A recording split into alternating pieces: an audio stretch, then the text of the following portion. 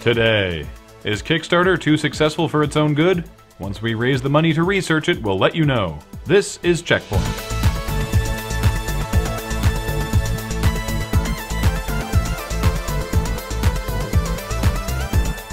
Welcome to CheckPoint, where we have to make a retraction of last week's intro. Statistically, it turns out that many people can and will step to this. We'd also like to issue a further apology for the 17 viewers who wrote in who were morally offended by Graham's dancing.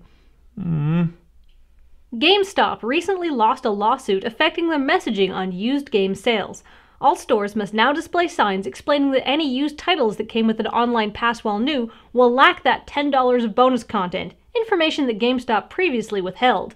This makes a big difference when GameStop is selling a used copy for only $5 less than a new one, and a big difference to GameStop profits and to their customers' wallets.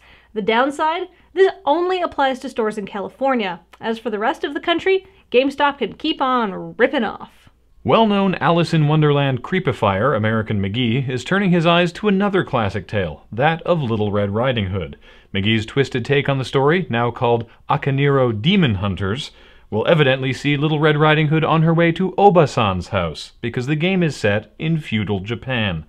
No word if gaming mainstay Nobunaga Oda will appear in the game, but it is set in feudal Japan, so we're going with yes. Speaking of feudal Japan, would you like to see an Assassin's Creed game set there? Well, you're dumb and boring, at least according to Alex Hutchinson, the creative director of Assassin's Creed 3.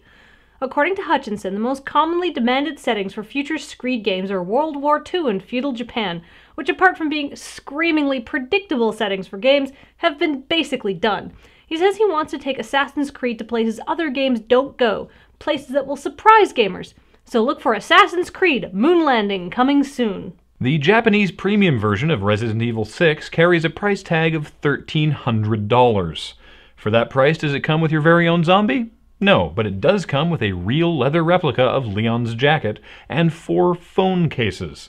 One for each of your phones, because to have that kind of cash to blow on a video game, you're obviously a drug dealer.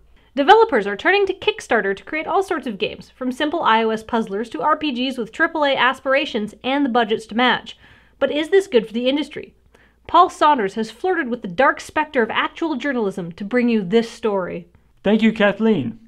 Double Fine's incredibly successful Kickstarter has literally changed the way video games are made now. In the 2 months since Tim Schafer and his team started their Kickstarter, 34 video games have been successfully funded through the service, gathering a collective katamari of more than $4,276,391. Think that's insane? That's not even counting games like Wasteland 2, which will finish funding today with something like $1 grillion. To give you some context, I counted the amount of successful games funded through Kickstarter in the 2 months before Double Fine reinvented funding. 15 games were funded for a grand total of just over $169,000. This either means tens of thousands of people have suddenly come to the realization that their life dream was to enter the incredibly glamorous world of video game publishing, or there may be what financial experts refer to as a gigantic bubble. If the bubble doesn't burst on its own, we here at CheckPoint may have to let the air out ourselves by kickstarting a game so terrible it'll be sure to sap potential investors everywhere of the desire to invest in unproven game concepts. Watch out, Kickstarter! The Adventures of Professor Pigglesworth on the island of Seriously Give Me Your Money is coming for you. Thank you, Paul. You know, I think for true pig-touching realism, Professor Pigglesworth will need to be rendered with Unreal Engine 3. I mean, the rest of the game can be Unity, but Pigglesworth himself needs to be Unreal. I don't think that's how it actually works. Stop trampling my dreams, Graham. Your dreams are dumb.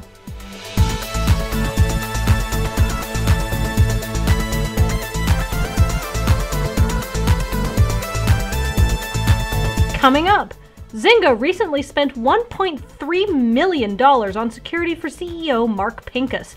He must have gotten sick of people trying to share crops with him.